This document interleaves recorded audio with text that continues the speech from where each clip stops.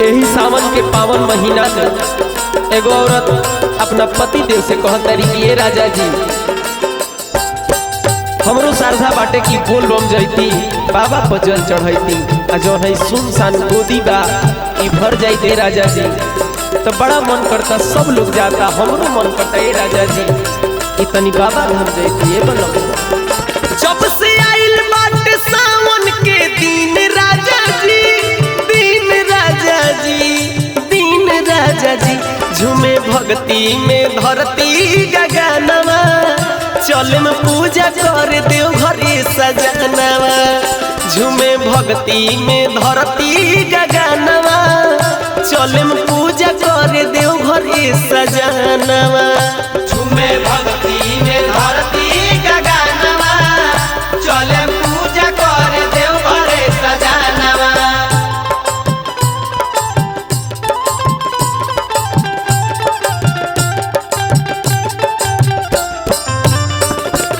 हाय हाय हाय हाय सब लोग साथ ही चले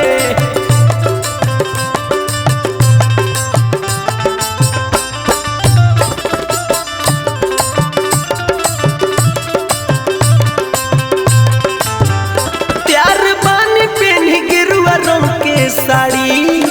दर्शन करे चल भोला के दुआरी। ए राजा जी अरे तनी बात के बुझिए बोलूंगा सुन तनी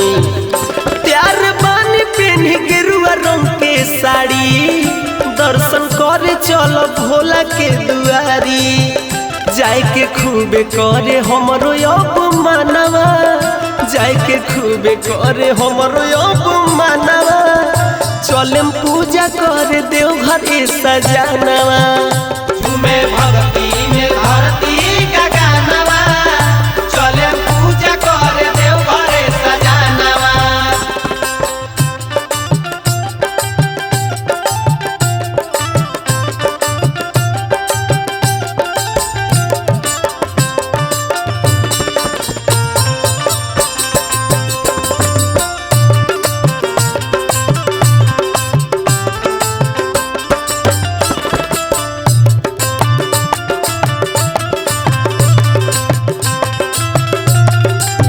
चोली रोआ मन में धोके ध्यानवा भोला दे दी है सुंदर ललनवा। हे राजा जी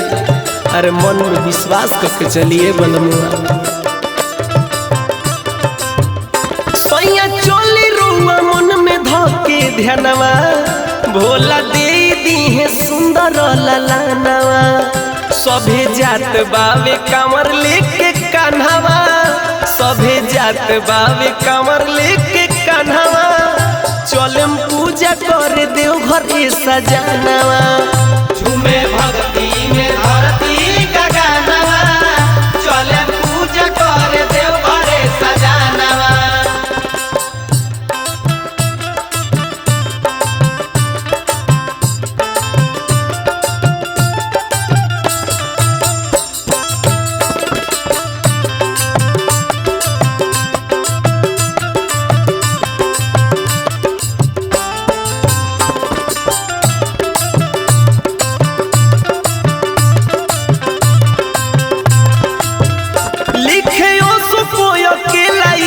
गनवा